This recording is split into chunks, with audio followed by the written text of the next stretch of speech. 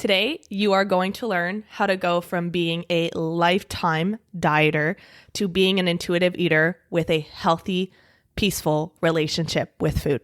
Let's get into it. Welcome to the Live Unrestricted podcast, a show where you'll learn how to heal your relationship with food and your body so that you can focus your time and energy on more important things like your personal growth.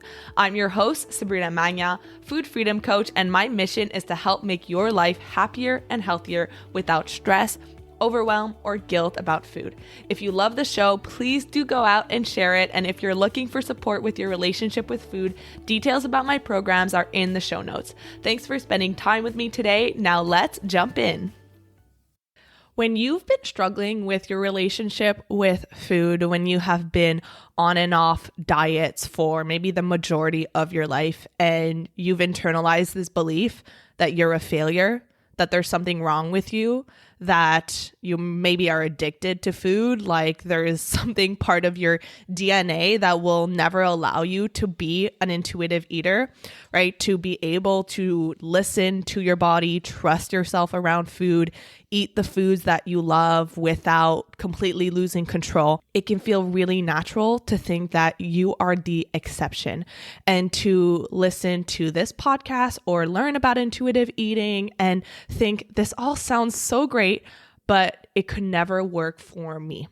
And I get it. I get it, because when that becomes your belief and you've been reinforced throughout your entire life by diet culture that you're the one to blame, that you're the one who should have all the responsibility for the failed diets, then you carry that around with you, and it stops you from trying to do something different, and it stops you from believing in yourself anymore. And so what I want to do is, yes, I can talk about my story all I want and give you belief and give you hope. And I can talk about the thousands of women who have gone through this and experienced food freedom, but it can be more helpful to really hear the story of women who are either in the thick of it or have just gone through it. So you will hear today from a woman who had a very long history with struggles with food and her body. Susan is one of our Food Freedom Academy alumni, and her story, I say this with the most love, is not exceptional. She is not this snowflake. She is not special. And again, I say this with love. There's nothing different about her that made food freedom possible for her. And so what you're going to hear is the kind of mindsets that she had to develop and how much she had to work on one specific thing that helped her get to where she is today, and the process that took her from a lifetime of yo-yo dieting and body shame and binge eating and food guilt to now a life where she can trust herself around food, and she has freedom, and she can confidently call herself an intuitive eater. So without further ado, let's hear Susan's amazing story.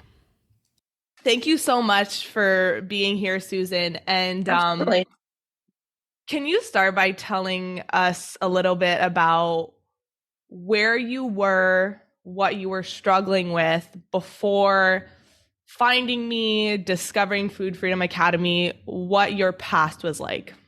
Yeah. I'm 47 currently, and I've been on some type of diet since I was about 13 years old. Whether that was restriction or a workout plan or meal planning or a pill, like I've tried Ally, the stuff that creates, never mind, we don't need to talk about that. I've tried all this stuff. And I think that my mom, bless her heart, raised me in a household where there was a strong body image focus. And I didn't have what was considered the ideal body according to society standards. And so I was always trying to change it. I was always trying to make it what I perceived to be better. I never felt good enough, pretty enough, thin enough. And so that's just kind of an ongoing thing since I was 13 years old. I've always been trying to do something to alter my body and make it better. And so up until the point that I ran into, I think I ran into one of your a challenge that you did or something and signed up as quick as possible. You said whenever you started this that as long as you come in believing in yourself. I don't know that I 100% believed in myself so much as I believed in the opportunity to have some kind of different change. I knew I needed to change something. So I came in with complete faith in the program, and with my faith in the program, also learned to believe in myself, if that makes any sense. Yeah, absolutely. What I always say to anyone who is considering doing this is at the beginning, you're not going to have any belief in yourself Yeah. because for the last maybe 20, 30 years of your life, you have been conditioned to believe that there's something wrong with you. Yep. And every time that you've done a diet that hasn't worked or that you haven't been able to stick to, you have been conditioned by diet culture to believe that you are to blame. The Yep. responsibility is on you. Although I'm not going to go into the statistics, we know them, right? We Yep. know them. And it makes sense when we think about, okay, can I really see myself being 80 years old and still counting calories or restricting carbs? No. Oh my But gosh. we No. live in a society that always thinks about the short term and what can I do in the next 3 months. So, of course, you go into this with a lack of belief. And I always say, like at the beginning, borrow mine. Borrow Yeah. my belief in you because I have been on the other side. I have seen women from all walks of life go through this. And no matter how much you might think that you are a special snowflake for who it won't work, whether you believe that you can or you can't, you're right, right? Your Yeah. belief in yourself is really everything. Yep. I agree. If we go back to before you found me, can you tell me a little bit more about what your life was like? You mentioned I've always been on some kind of diet. So, how did you feel? Like, what was your self talk like? What was your life like on a daily basis? So I definitely defined success in general as weight loss. So that was always my focus. So life in general, yes, I had a job. I made it through college. I got my master's degree. I was doing therapy and still am still doing therapy for others. So I was having success in other areas. I knew I could stick to things, right? I knew I got a master's degree. I have my associates, my bachelor's, and my master's degree. So I knew I could stick to things, but I just never had a belief in myself to be able to stick to any kind of lifestyle change. You know, the new coin term Mm-hmm. for diet. So I didn't think I could stick to anything like that. For some reason, I always felt like I gave up on myself.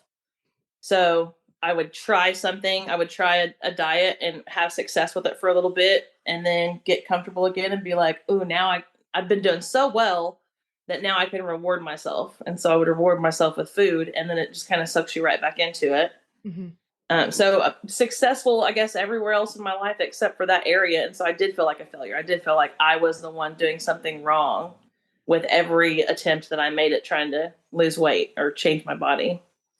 That is such a common story that I hear, and I experience the exact same thing of women who are so successful, in all areas of their life, whether they're a job or they're a really great mom or they have a Mhm. great relationship, like all of these different areas of their life in which they're so successful.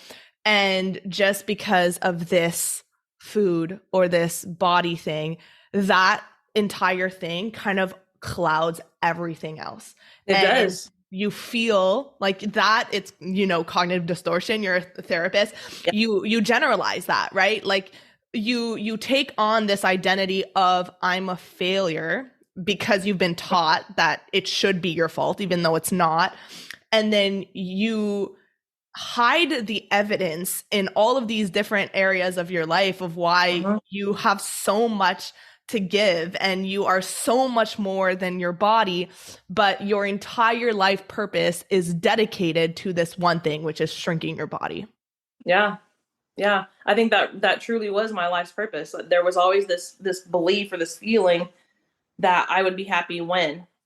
Yeah. Do you feel like there's anything that you were holding yourself back from doing or fully experiencing because there was this mentality of I'll be happy when, or I'll do this when, or I'll experience this when? Um, I don't know because I really just kind of, like I said, I was successful in so many other areas. I was really just kind of gung ho about most stuff. I mean, I would hold myself back from wearing a swimsuit in public without having like a swim skirt or, tankini or something that would cover my belly or tucking shirts in. But I don't really feel like it held me back in other areas. I didn't not travel because of it Hmm. or anything like that. But there was definitely a strong focus whenever I did those things, like whenever I'm walking out toward the beach or whatever I'm on vacation, like body monitoring and feeling like, are people watching me? So I guess yes, I did, because I held myself back from really truly enjoying those occasions because of body monitoring and wondering, looking at myself through everybody else's eyes, Hmm. wondering what they're thinking of me. Do they think that I look fat? Do they think I shouldn't be wearing this? Maybe I should have worn the other one. So Yeah. maybe I shouldn't eat all of this in front of everybody. So yeah, I did hold myself back in certain ways. Yeah, it's kind of always on your mind. Like, no matter Yeah. what you're doing, who you're with, what you're experiencing, you could try your best to be enjoying it and be present in the moment. But at least for me, I just felt like this kind of disconnection of I'm not fully there. I'm not fully present because there's this voice in my head, this constant chatter of should you be eating that and how is that going to affect your weight and what are people thinking, and like it's just this constant like bully in your mind that makes it really Yeah. hard to fully engage in life. Yep. 100% true. And at what point did you realize that your relationship with food was problematic? Oh man. I think I knew that my relationship with food was problematic. Like I felt like my relationship with food was problematic from the get go because I was raised in front of a TV, with a refrigerator full of snack stuff and sodas and stuff like that.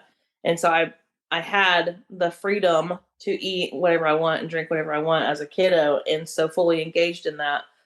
And maybe I was bigger before. I don't really remember, but like I knew even at that point that I was eating foods that didn't make me feel good, but couldn't stop myself from Mhm. eating them. So even at probably 13, 14 years old, I knew like, ooh, I need to have this. Like I've got to have this. There was something that pulled me to it for sure. Yeah. And because it started at such a young age, did you ever have a mentality or a belief that like there's just something wrong with me? Like maybe I'm addicted to food or there's something part of like my DNA or my biology that has made me have this relationship with food? Always, always. I think there's still a part of me that somewhat believes that. I have to argue with that still. Hmm. Even though I've come such a long way, I still have to like, now come on, that's my old way of thinking. That's not necessarily true. Yeah. So yeah, I was woe is me, poor me, victim. Everybody else does so well on all these diets, and or they can eat whatever they want and look how thin they are, but no matter how hard I try, I'm still fat. Hmm. Like that was the ongoing dialogue in my head, probably from 13 or 14 until now. Well, not as much now. Yeah. It's that sense of learned helplessness. Like there Yeah. must be just something wrong with me, and like no matter what I try, and it becomes this self-fulfilling prophecy. Yeah. And why do you think that you internalize this belief that there must be something wrong with me as like a body, as a person?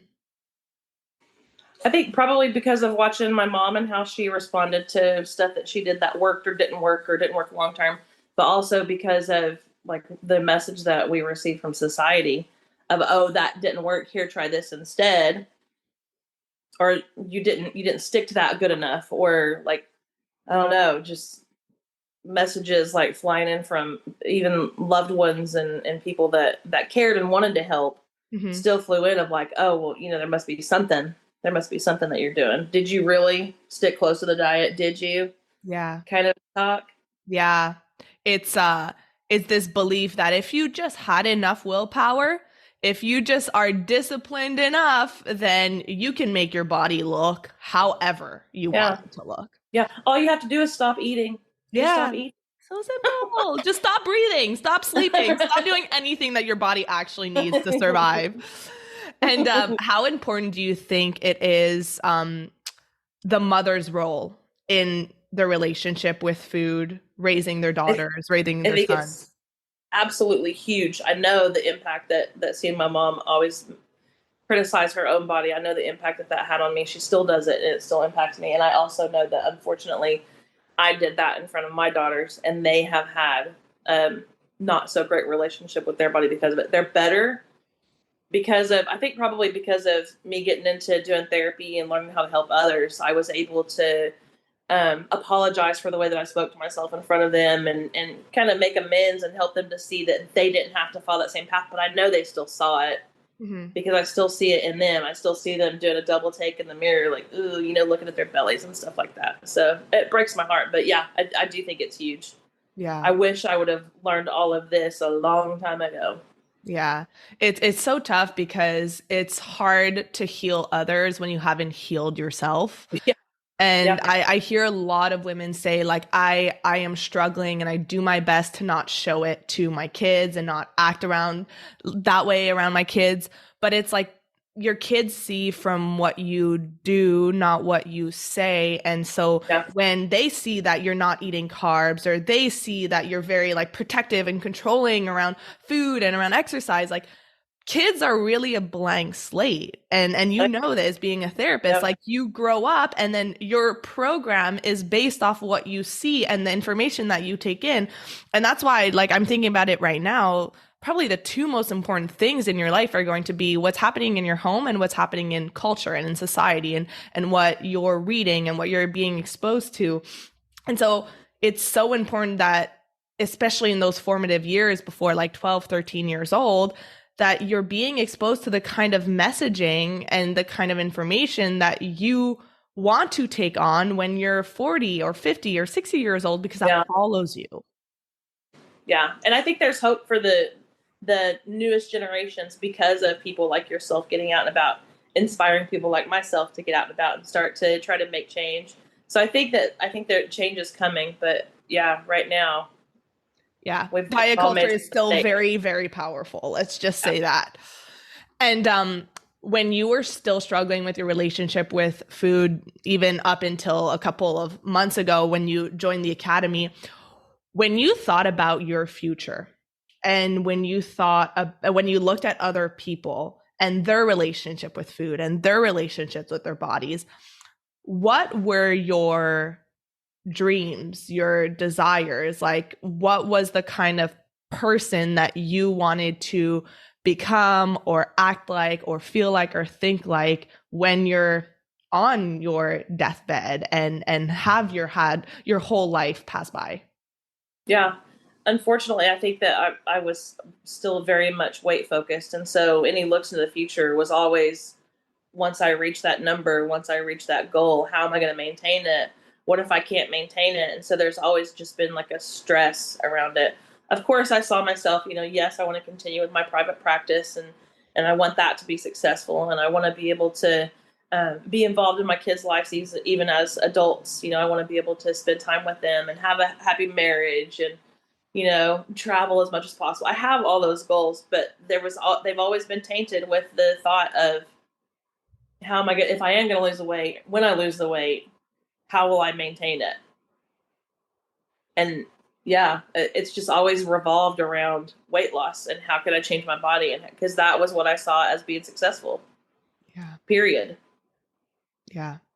And now looking back on it and seeing how much of your life's energy and purpose was driven by this constant desire to shrink your body, how does that make you feel? It breaks my heart.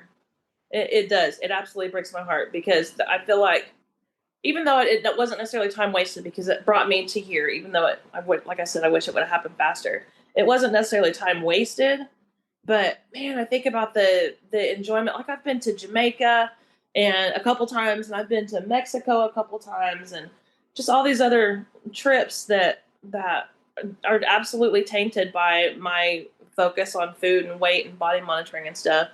So I feel upset, pissed off. I hope I can say that on Yeah. here.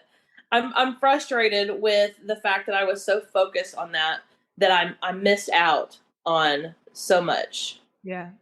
Yeah. And at what point did you feel like, okay, something needs to change? Like, what was that tipping point for you from deciding? Because I know that was hard for you. I remember talking to you just maybe like 6 months ago, and you were still thinking about the next diet. Yep. And what was that tipping point of realizing, and what was kind of like the mindset behind it, realizing like, okay, what happens if I do another diet? What happens if I go back into that hamster wheel? Like, what was that mindset for you to decide something is changing now? Mm-hmm. The tipping point, I think whenever I first met you, I was just coming off of Optavia. I did Optavia, Mhm. lost like 50 pounds, was feeling really confident because apparently that's what I needed at that time to feel confident.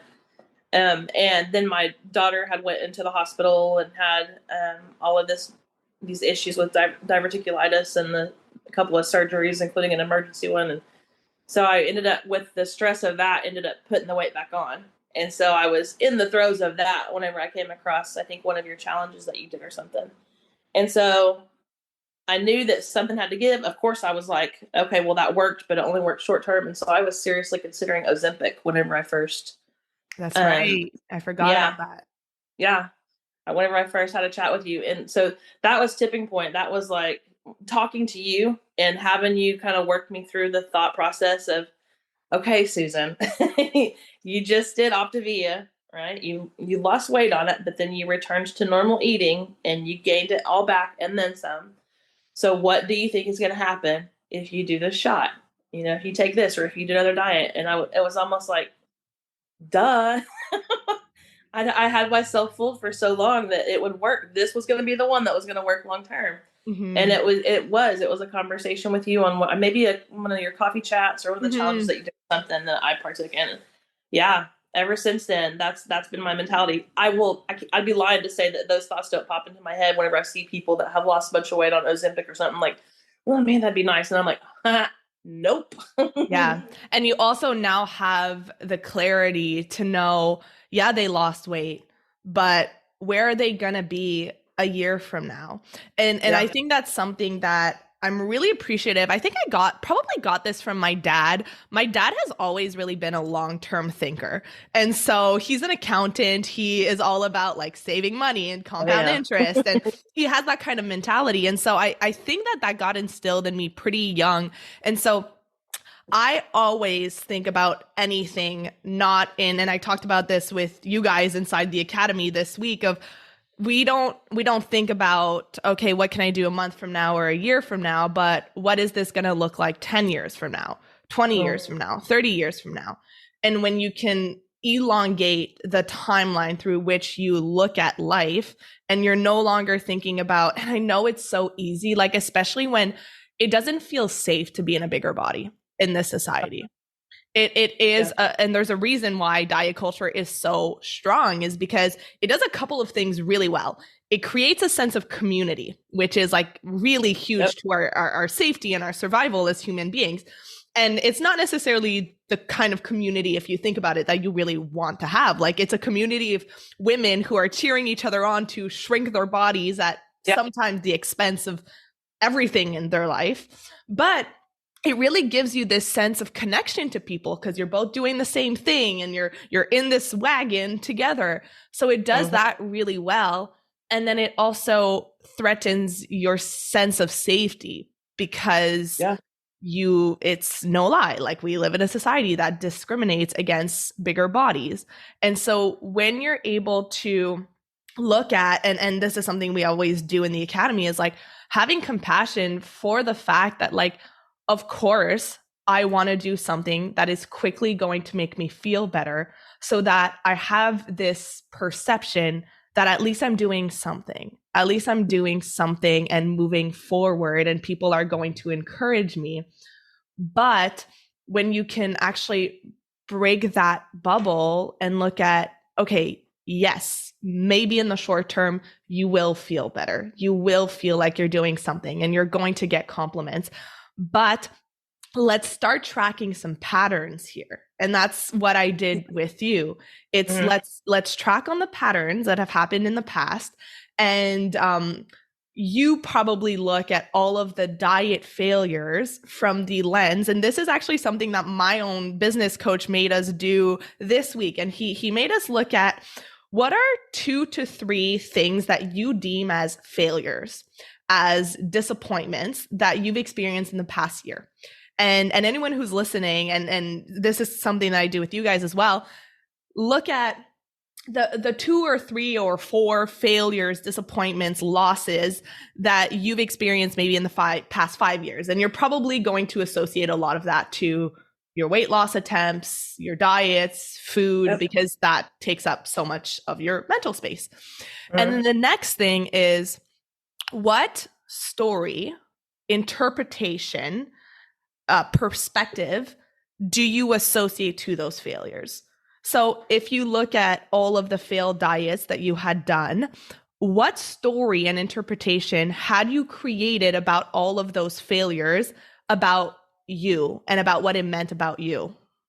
Yeah, that there was something wrong with me, something faulty in my wiring, if you will. Mm-hmm.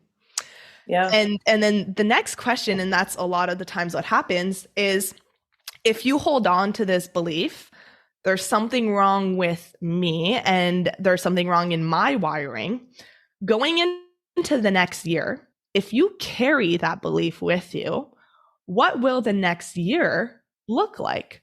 Well, if you think that there's something wrong with you, then you're constantly going to be looking outside of you to fix it.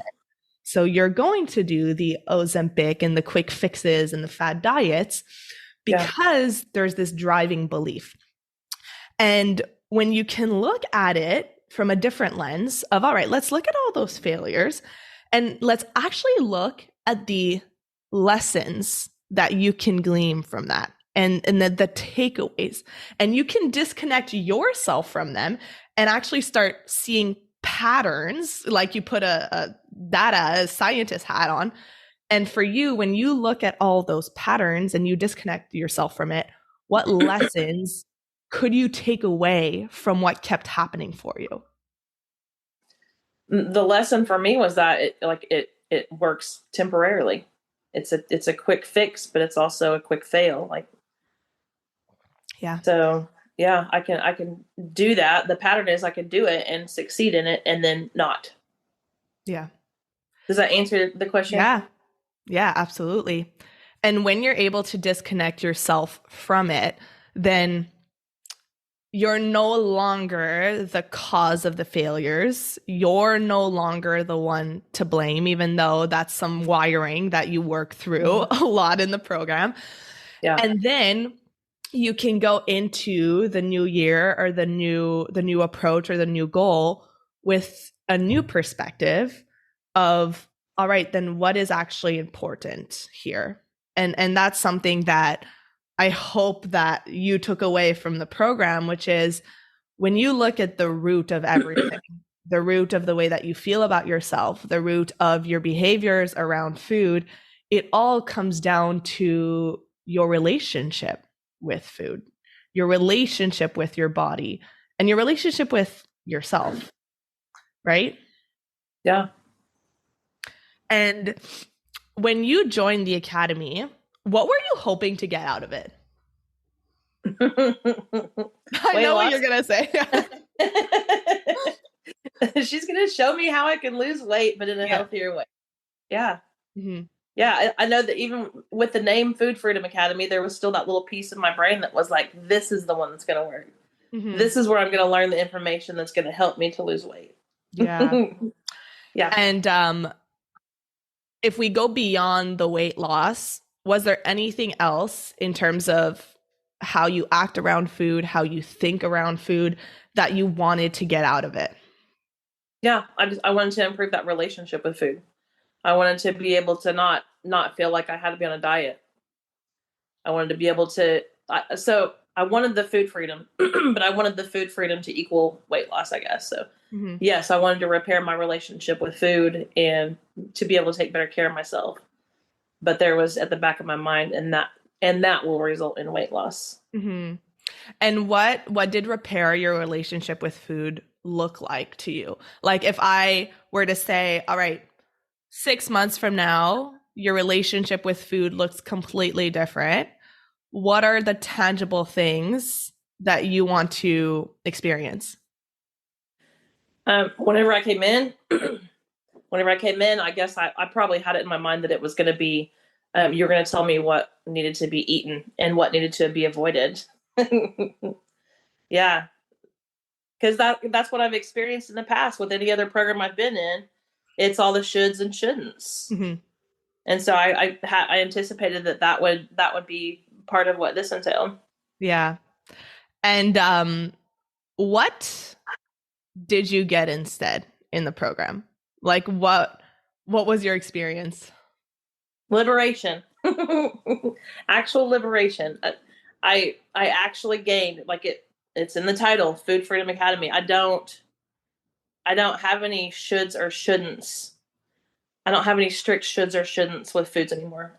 They're still there. This is, 3 months in the making, 3 to 6 months since we've been talking. So I'm a work in progress, but there's so much more freedom around food. I don't sit and eat a meal now with guilt and thinking that, gee, I wonder how many calories are in this, or this sure is a lot of carbs. If I eat this, I'm going to gain weight. That's just gone Mm-hmm. for the Yeah. most part. Again, it still sneaks in every now and then, but I have the dialogue now to argue with myself from a place of love and be like, no, I don't. There's no shoulds here. We don't should ourselves. Mm-hmm. Yeah. And in terms of, I know that overeating was a big thing for you before you joined the program, and we do a lot of that reprogramming around your behaviors around food. So, how are your behaviors around food now? So much better. There's a couple things. One of the main things that sticks out for me is whenever you told me at one point, full mouth, empty hand. And Mm-hmm. so it reminded me, like, put the fork down, really enjoy the bite that you have in your mouth right now. Quit preparing for the next bite. Like I would, you know, force feed myself. So that is something that stuck with me. It keeps me more mindful.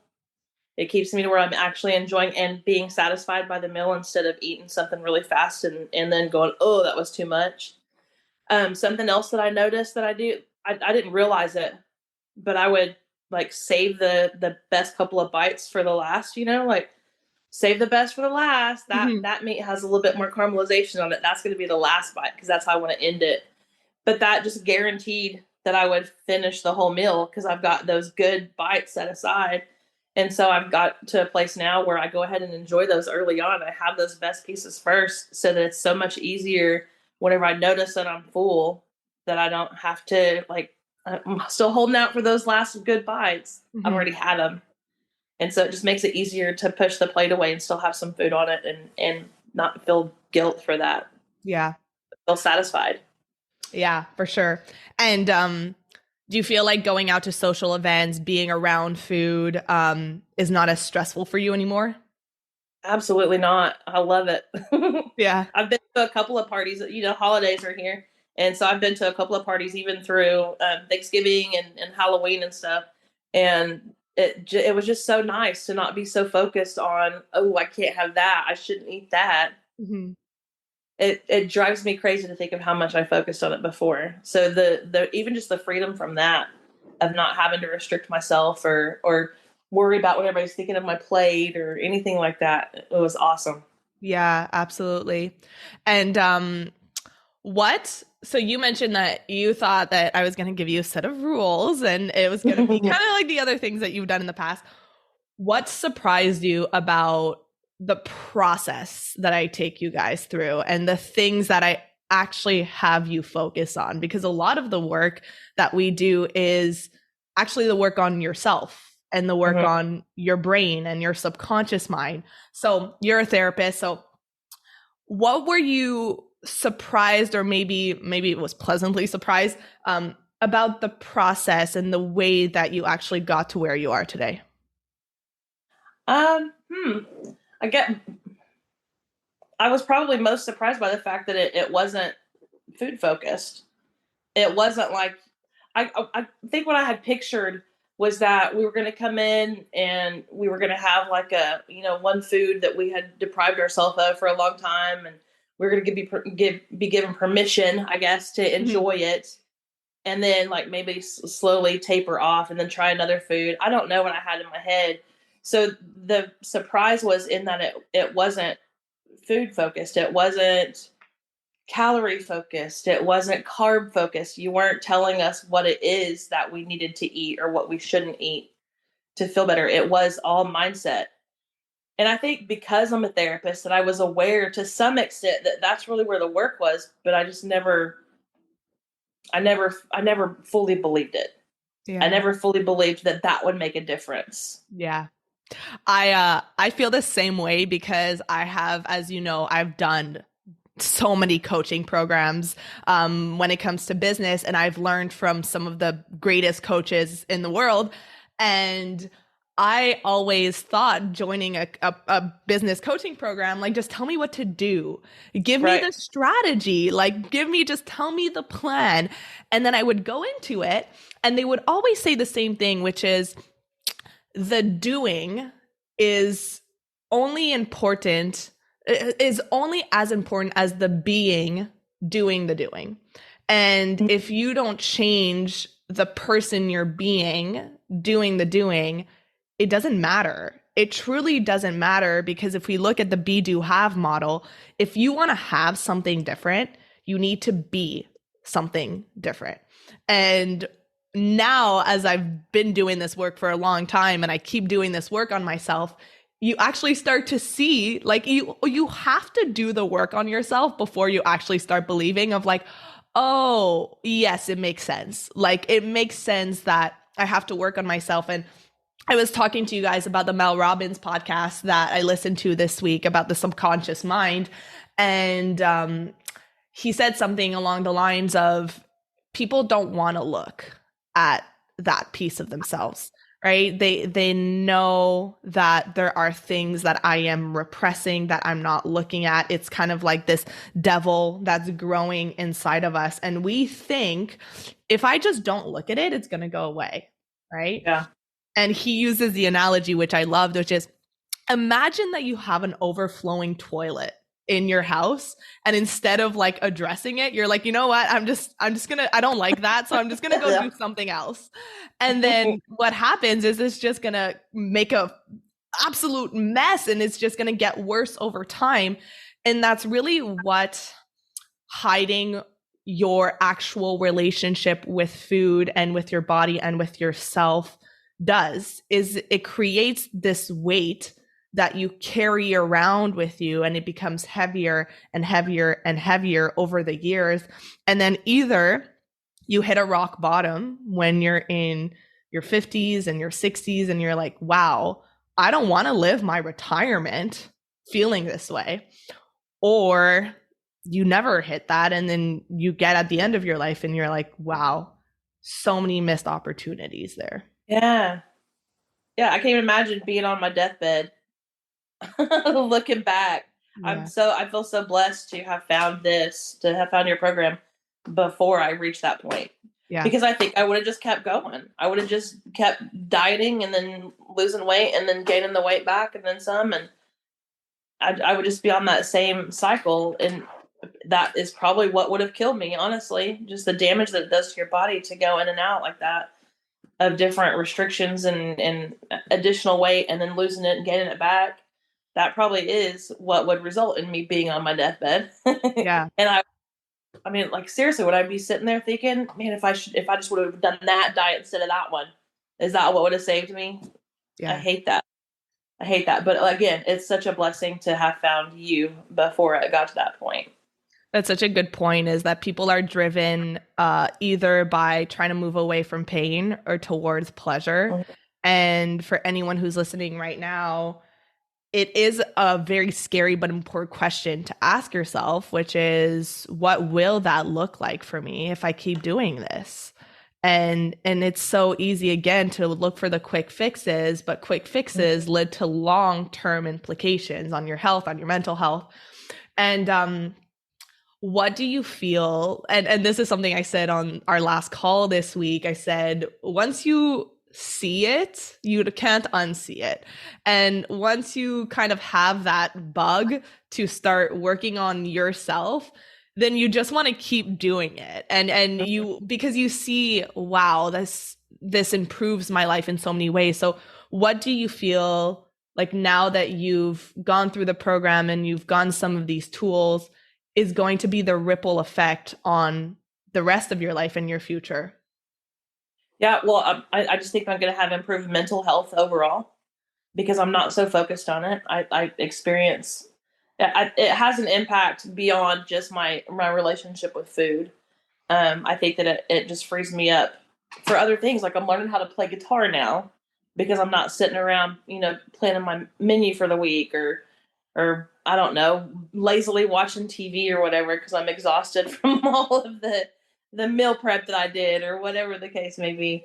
So ripple effect, I think it's going to impact me more than just my relationship with food. I think that it's going to impact my family's relationship with food. I know for a fact it's already impacted my sisters. Like I'm starting to kind of share details that I think will be beneficial for her because she's in that same boat with me of always trying to change my body.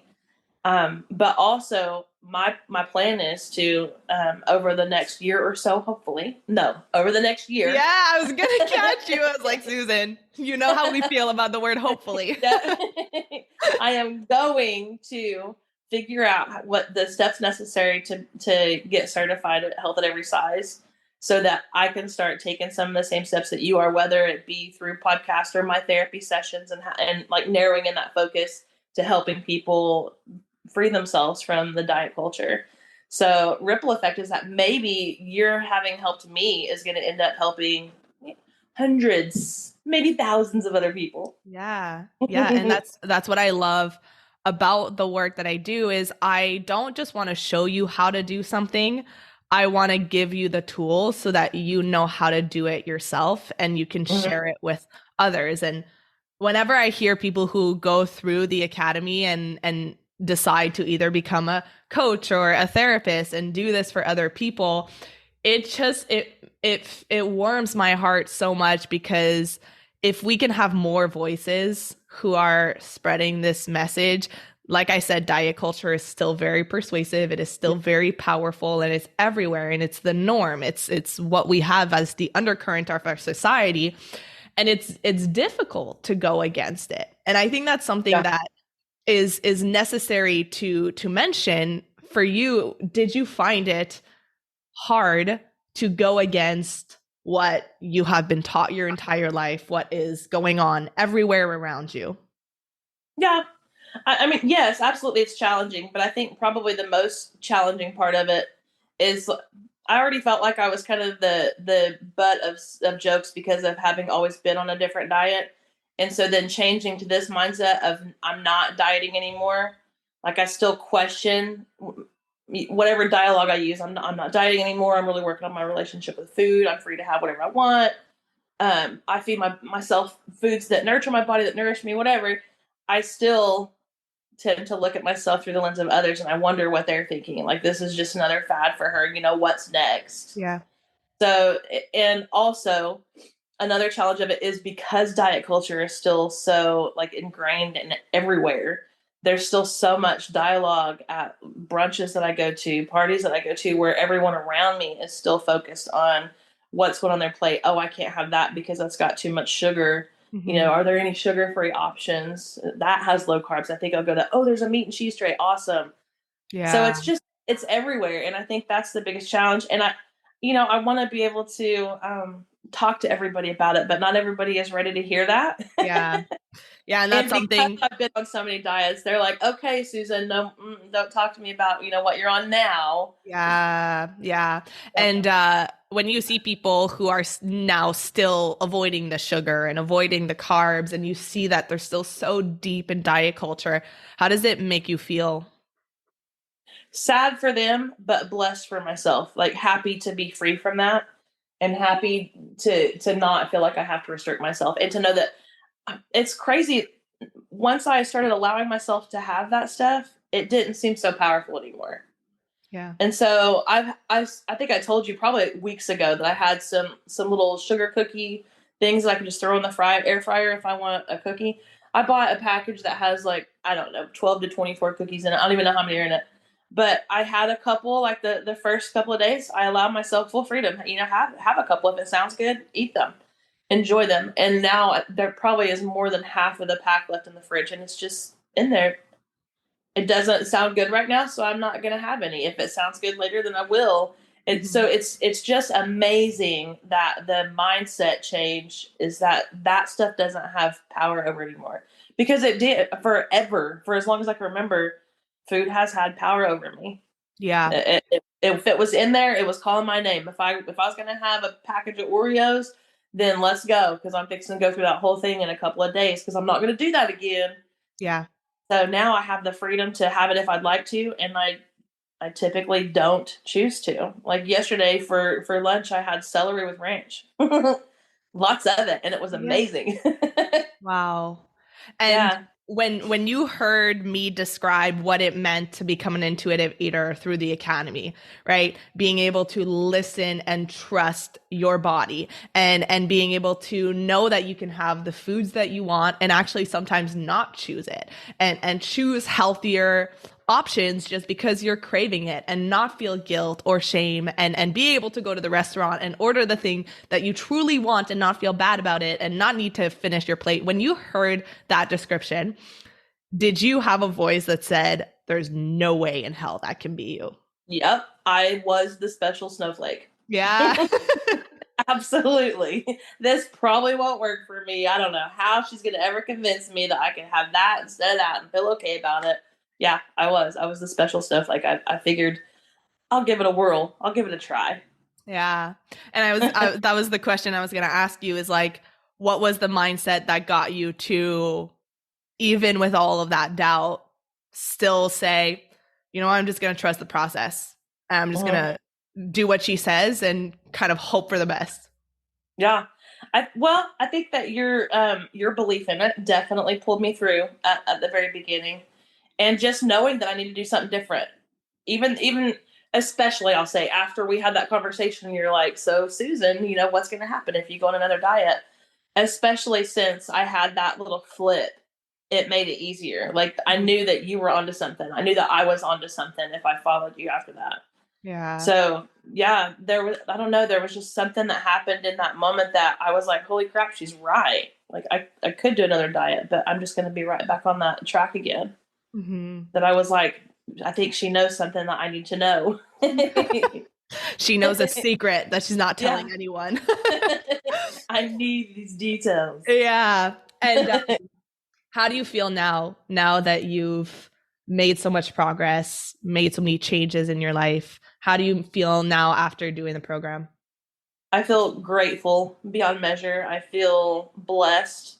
I feel free. I mean, it's the perfect title to the program. Yeah. Feel free. I don't have to stress over food anymore. I don't have to stress over changing my body anymore. I will eat foods that are delicious. I will eat foods that are nutritious, that make my body feel good. I will move and enjoy it. So I'm not saying that I'm just going to sit around and eat bonbons all day and watch Netflix. I'm definitely not saying that, but I have the freedom now to choose the things that I enjoy and have fun with and find delicious and nourishing. So, Mhm. yeah, I'm just blessed. I really am. Yeah. Well, I'm so grateful that you took that leap on yourself. Me And too. for anyone, kind of as we're wrapping this up, for anyone who right now is where you were a couple of months ago and has all of this self-doubt.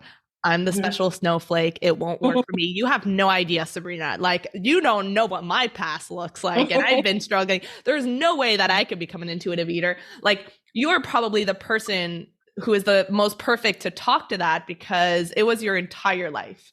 And you Mhm. probably couldn't even remember what a healthy relationship with food ever was. I don't add one. Yeah. So, for anyone who is in that position, what would you say to them? I would say you are not a special snowflake. You can make the change. Take the leap. You've probably tried every other diet in the book, anyways. So why not try something different? Why not try what's considered, mainstream diet culture, whatever? Break free from the trap of everything that you've been stuck in for so long and try something different.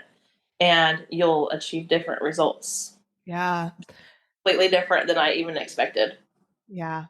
It's going to be uncomfortable. It's going to be different. And like I always say to you guys inside the program, on the other side of discomfort is growth, right? No growth happens inside of your comfort zone. So Susan, thank you so much for being here. You're awesome. And I'm so excited to kind of follow you this year as you're changing the direction of your practice and maintaining everything inside the academy. Thanks so much for being here, and happy holidays, and we'll see you in the new year. Yes, thank you so much. Thank you so much for listening to today's episode. If you found it valuable, I would love if you would share it with someone you know that could benefit. If you're loving the show, don't forget to subscribe over on Apple Podcasts so you don't miss a single episode. I really love hearing feedback from you, so please leave a rating and review over on Apple to help us get in the ears of more people who need it the most. Finally, come hang out with me on Instagram at Sabrina Magna Health for more educational content and get up close and personal with me. Thank you so much for being here, and I'll see you on the next episode.